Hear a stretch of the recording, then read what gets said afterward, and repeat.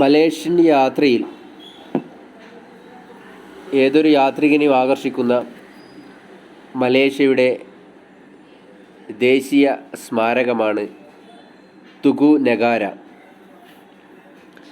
1948 മുതൽ 1967 വരെ നീണ്ടുനിന്ന രണ്ടാം ലോക മഹായുദ്ധകാലത്തെ ജപ്പാനീസ് അധിനിവേശത്തിനും മലയൻ അടിയന്തരാവസ്ഥയ്ക്കുമെതിരെ മലേഷ്യയുടെ സ്വാതന്ത്ര്യ സമരത്തിൽ മരിച്ചവരെ അനുസ്മരിപ്പിക്കുന്ന ഒരു ദേശീയ സ്മാരകമാണ് തുഗു നഗാര.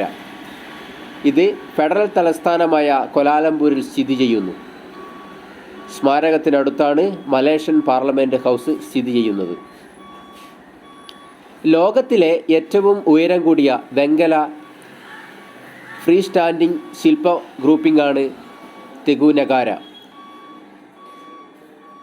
പ്രധാനമന്ത്രി യാങ് ഡി പെർത്വാൻ അംഗവും മലേഷ്യൻ സായുധ സേനയുടെ റോയൽ മലേഷ്യൻ പോലീസിൻ്റെയും തലവന്മാർ വീരമൃത്യു വരിച്ച ജവാന്മാർക്ക് ആദരാഞ്ജലികൾ അർപ്പിക്കുന്നു. തുഗു നഗാരയുടെ മുൻഗാമിയായത് കൊളോണിയൽ ബ്രിട്ടീഷ് ഭരണകൂടം ആദ്യം സ്ഥാപിച്ചത് വിക്ടോറിയ അവന്യൂവിനോട് ചേർന്ന് നിൽക്കുന്ന സുൽത്താൻ ഇഷാമുദ്ദീൻ ഭാഗമാണ്.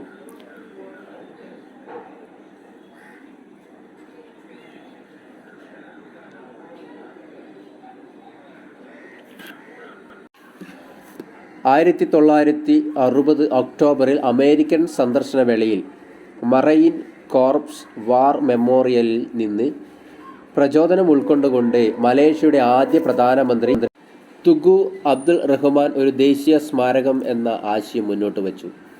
സ്മാരകം രൂപകൽപ്പന ചെയ്യുന്നതിനായി ഫെലിക്സ് ഡി വെൽഡനെ നേരിട്ട് കാണുന്നതിന് മുമ്പ് മലേഷ്യയുടെ തുഗു നഗാര സൃഷ്ടിക്കുന്നതിൽ ഫെലിക്സ് ഡിവൈൻ സംഭാവന നൽകി.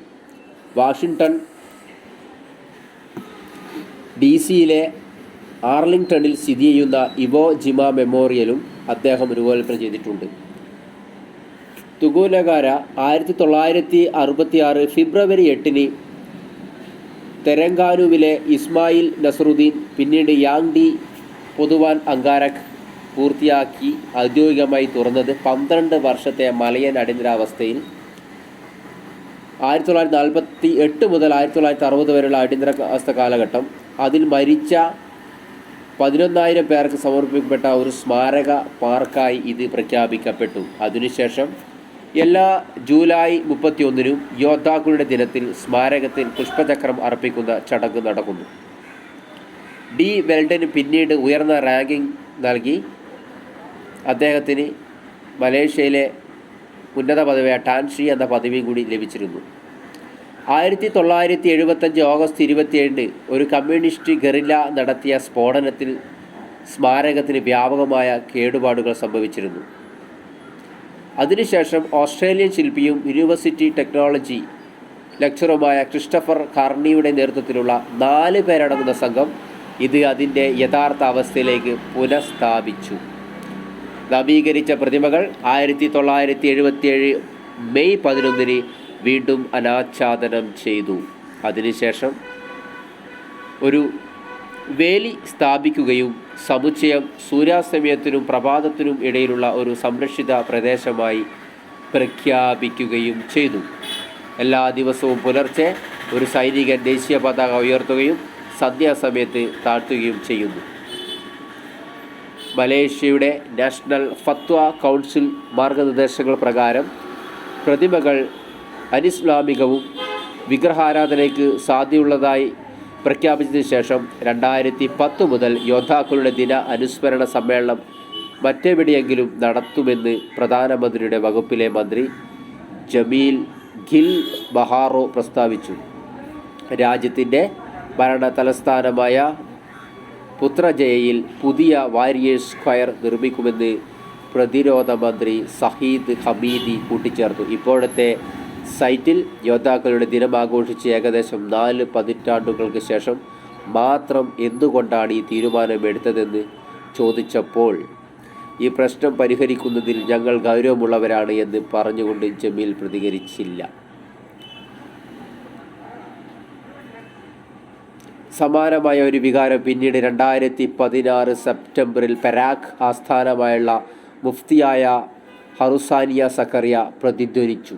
അദ്ദേഹം സ്മാരകത്തിൻ്റെ നിർമ്മാണം വലിയ പാപവും വിഗ്രഹാരാധനയും ആണെന്ന് പ്രഖ്യാപിച്ചു. കാരണം സ്മാരകങ്ങൾ നിർമ്മിക്കുന്നത് ഇസ്ലാമിൽ മനുഷ്യ ഹറാം ആയിരുന്നു. 1963 കമ്മീഷൻ ചെയ്ത് 1966 നിർമ്മിച്ച സ്മാരകത്തിൻ്റെ കേന്ദ്ര ബിന്ദുവായി നിലകൊള്ളുന്ന ശില്പത്തിന് 15 മീറ്റർ 49.21 അടി ഉയരമുണ്ട്. വെങ്കലം കൊണ്ട് നിർമ്മിച്ചതാണ് ഈ പ്രതിമ.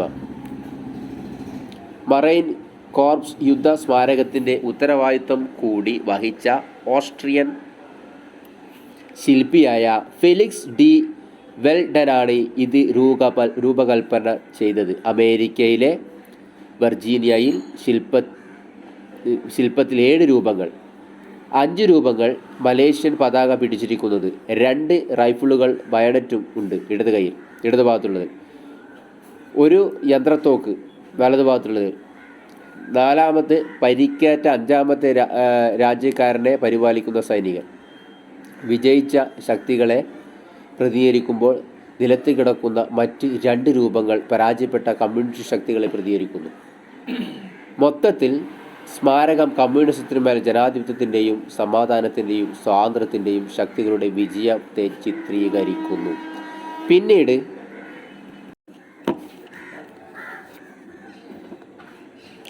ഒരു ഫൗണ്ടറിയിൽ 60 ലക്ഷം മലേഷ്യൻ മണിയായ റിങ്സ് ചെലവിൽ ശില്പം വാർത്തെടുത്തു. ഓരോ വെങ്കല രൂപങ്ങളും നേതൃത്വം, സഹനം, ഐക്യം, ജാഗ്രത, ശക്തി, ധൈര്യം, ത്യാഗം എന്നിവയെ പ്രതിനിധീകരിക്കപ്പെടുന്നു.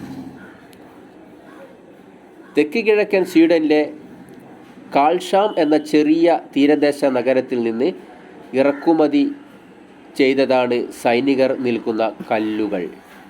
ശില്പത്തിൻ്റെ ഗ്രാനൈറ്റ് അടിത്തറ മലയൻ കോട്ട് ഓഫ് ആംസ് വഹിക്കുന്നു.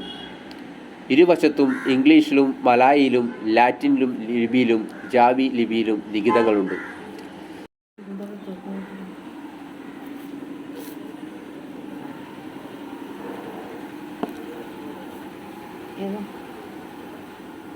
ഞങ്ങൾ സായാന്തനത്തിലാണ് തുകുനഗാര നാഷണൽ മ്യൂസിയത്തിൽ എത്തുന്നത്. അവിടെ നല്ല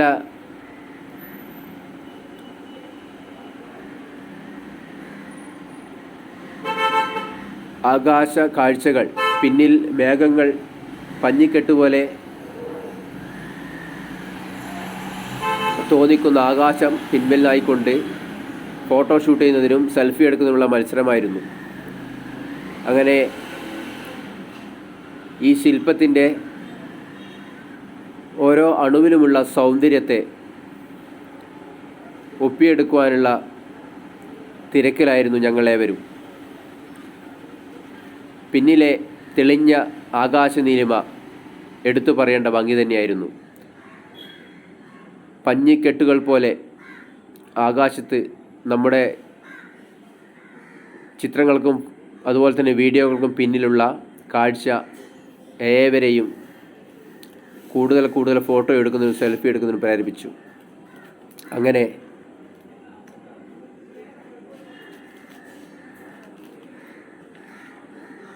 ആ സായാഹ്നം ഏവർക്കും, ഞങ്ങളിലുള്ള എല്ലാ യാത്രക്കാർക്കും വ്യത്യസ്തമായ ഒരു അനുഭവമായി തീരുകയും ചെയ്തു.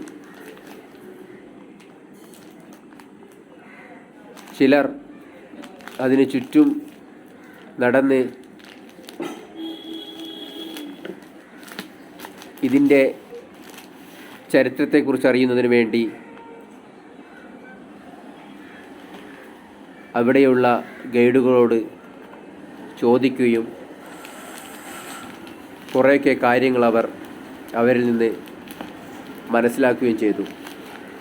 എന്തുതന്നെയായാലും നിരവധി സ്മാരകങ്ങളും ശില്പങ്ങളുമുള്ള നമ്മുടെ ഭാരതത്തിൽ നിന്ന് വ്യത്യസ്തമായി മലേഷ്യൻ ടൂറിസത്തെ ഉയർത്തിക്കൊണ്ടുവരുന്നത് ഓരോ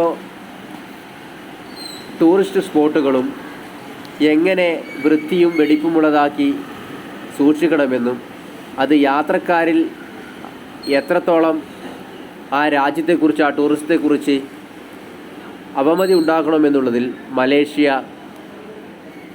വലിയൊരു മാതൃകയാണ്. ഇവിടെയുള്ള റോഡുകളായാലും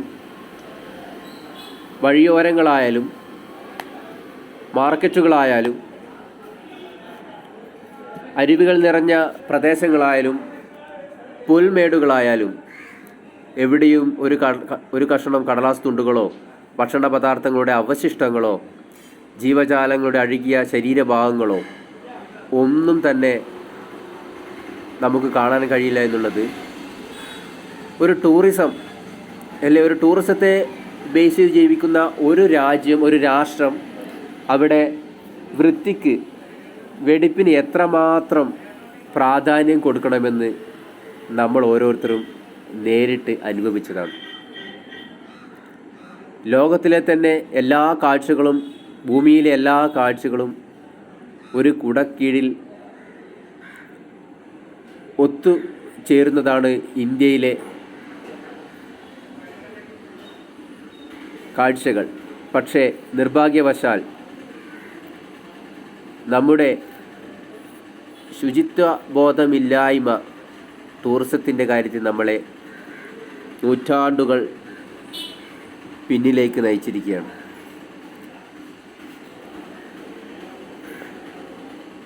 ഇന്ത്യയേക്കാൾ എത്രയോ ചെറുതും അതുപോലെ തന്നെ പരിമിതമായ പ്രദേശങ്ങളും പ്രകൃതി കനിഞ്ഞു നൽകിയ പ്രദേശങ്ങളും മാത്രമുള്ള ഒരു രാജ്യത്തിന് ടൂറിസം എന്ന ഭൂപടത്തിൽ, ടൂറിസത്തിൻ്റെ ഭൂപടത്തിൽ ലോക രാഷ്ട്രങ്ങൾക്ക് മുന്നിൽ തലയെടുപ്പോടെ നിൽക്കാൻ കഴിയുന്നത് അവർ അവലംബിക്കുന്ന ഓരോ അണുവിലും അവർ പിന്തുടരുന്ന കർശനമായ ശുചിത്വ ബോധമാണ്. എവിടെയൊക്കെ നമ്മൾ സഞ്ചരിച്ചു എവിടെയും ഒരു കഷണം കടലാസോ നമ്മളെ പ്ലാസ്റ്റിക് ബോട്ടിലുകളോ ഒന്നും തന്നെ കാണാൻ കഴിയില്ല. നമ്മുടെ റെയിൽവേ സ്റ്റേഷനുകളുടെ ഇരുവശങ്ങളും സ്റ്റേഷൻ പരിസരങ്ങളും അതുപോലെ തന്നെ മാളുകളുടെ പരിസരങ്ങളും ജലാശയങ്ങളൊക്കെ നമ്മളെ ഭക്ഷണാവശിഷ്ടങ്ങളും ബോട്ടിലുകളും നിറഞ്ഞിരിക്കുന്ന പരിതാപകരമായ, വളരെ ശോചനീയമായ അവസ്ഥയ്ക്ക് നാം എപ്പോഴും സാക്ഷ്യം വഹിച്ചുകൊണ്ടിരിക്കുന്ന ഈ കാലഘട്ടത്തിൽ ഇങ്ങനെയൊരു ശുചിത്വബോധമുള്ള രാജ്യത്തിൻ്റെ വീതികളിലൂടെ നമ്മുടെ ഉള്ളിലെ സഞ്ചാര സ്വാതന്ത്ര്യത്തെ ഒരു പുതിയ അനുഭൂതി തലത്തിലേക്ക് ഉയർത്തിക്കൊണ്ടുവരാൻ ഈ രാജ്യം നടത്തിക്കൊണ്ടിരിക്കുന്ന പ്രവർത്തനങ്ങൾ മാതൃകാപരവും ശ്ലാഘനീയവുമാണ്. ഒന്ന് വിചാരിച്ചാൽ, ആത്മാർത്ഥമായ ശ്രമമുണ്ടായാൽ നമ്മുടെ രാജ്യവും നമ്മുടെ കൊച്ചു കേരളവും മലേഷ്യയുടെയൊക്കെ എത്രയോ മുകളിൽ ലോക ടൂറിസം ഭൂപടത്തിൽ ഉന്നതമായ സ്ഥാനങ്ങൾ അലങ്കരിക്കുവാനും ലോകത്തിലെ മുക്കിലും മൂലയിലുമുള്ള രാജ്യങ്ങളിലെ ജനങ്ങൾ ഇവിടെ വരുവാനും നമ്മുടെ രാഷ്ട്രത്തിൻ്റെ വളർച്ചയ്ക്ക് വലിയ മുതൽക്കൂട്ടാവുന്ന തരത്തിൽ സാമ്പത്തികമായ ക്രയവിക്രയങ്ങൾക്ക് സഹായമാകുവാനും സാധിക്കുമെന്ന പ്രത്യാശ. ഈ പ്രതിമ ഏവരെയും ആകർഷിക്കത്തക്ക രീതിയിലാണ്, ഏതൊരു സഞ്ചാരിക്കും നവ്യ അനുഭവം നൽകുന്ന തരത്തിലാണ് ഡിസൈൻ ചെയ്തിരിക്കുന്നത്. പ്രതിമയുടെ മുന്നിലും അതിനു ചുറ്റിലുമായുള്ള ജലാശയം, ആ ജലാശയത്തിലെ ഡിസൈൻ ചെയ്തിരിക്കുന്ന ലോട്ടസുകൾ തെളിഞ്ഞ ആകാശത്തിന് കീഴെ, നല്ല തെളിഞ്ഞ നീലാകാശത്തിന് കീഴെ ഈ കുളത്തിലെ വെള്ളം ഏതൊരു സഞ്ചാരിയുടെയും കണ്ണിൽ നീല